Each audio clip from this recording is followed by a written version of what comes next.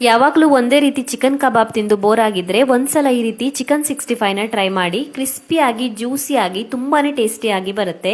ಮೊದಲಿಗೆ ಅರ್ಧ ಕೆಜಿ ಆಗೋಷ್ಟು ಚಿಕನ್ಗೆ ರುಚಿಗೆ ತಕ್ಕಷ್ಟು ಉಪ್ಪು, 1.5 ಚಮಚ ಆಗೋಷ್ಟು ಖಾರದ ಪುಡಿ, 1/4 ಚಮಚ ಅರಿಶಿನ ಪುಡಿ, ಅರ್ಧ ಚಮಚ ಧನಿಯಾ ಪುಡಿ, 1/4 ಚಮಚ ಗರಂ ಮಸಾಲೆ ಪುಡಿ, ಅರ್ಧ ಚಮಚ ಆಗೋಷ್ಟು ಶುಂಠಿ ಬೆಳ್ಳುಳ್ಳಿ ಪೇಸ್ಟ್, ಅರ್ಧ ನಿಂಬೆಹಣ್ಣಿನ ರಸ, ಹಾಗೆಯೇ 2 ರಿಂದ 3 ಟೇಬಲ್ ಸ್ಪೂನ್ ಆಗೋಷ್ಟು ಮೊಸರನ್ನ ಸೇರಿಸಿ ಚೆನ್ನಾಗಿ ಮಿಕ್ಸ್ ಮಾಡಿ ಅರ್ಧ ಗಂಟೆ ಮ್ಯಾರಿನೇಟ್ ಮಾಡ್ಕೊಳ್ಬೇಕು.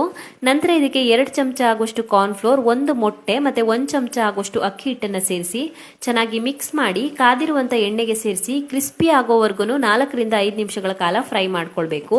ನಂತರ ಒಂದು ಬಾಣಲಿಗೆ ಚಿಕನ್ ಫ್ರೈ ಮಾಡಿರುವಂತ ಸ್ವಲ್ಪ ಎಣ್ಣೆ ಸೇರಿಸಿ ಅದಕ್ಕೊಂದು ಸ್ವಲ್ಪ ಕರಿಬೇವಿನ ಎಲೆ, ಹಸಿಮೆಣಸಿನಕಾಯಿ, ಚಿಕ್ಕದಾಗಿ ಹೆಚ್ಕೊಂಡಿರುವಂತ ಬೆಳ್ಳುಳ್ಳಿ, 1/4 ಚಮಚ ಆಗೋಷ್ಟು ಕಾಳುಮೆಣಸಿನ ಪುಡಿ, 2 ಚಿಟಿಕೆ ಆಗೋಷ್ಟು ಉಪ್ಪು, ಹಾಗೆಯೇ 3 ಟೇಬಲ್ ಸ್ಪೂನ್ ಆಗೋಷ್ಟು ರೆಡ್ ಚಿಲ್ಲಿ ಸಾಸ್ ಅನ್ನು ಸೇರಿಸಿ ಸ್ವಲ್ಪ ದಪ್ಪ ಆದ ನಂತರ ಫ್ರೈ ಮಾಡ್ಕೊಂಡಿರುವಂತ ಚಿಕನ್ ಅನ್ನು ಸೇರಿಸಿ ಸ್ವಲ್ಪ ಹೊತ್ತು ಫ್ರೈ ಮಾಡ್ಕೊಂಡ್ರೆ ರುಚಿಯಾಗಿರುವಂತ ಚಿಕನ್ 65 ರೆಡಿ ಆಗುತ್ತೆ.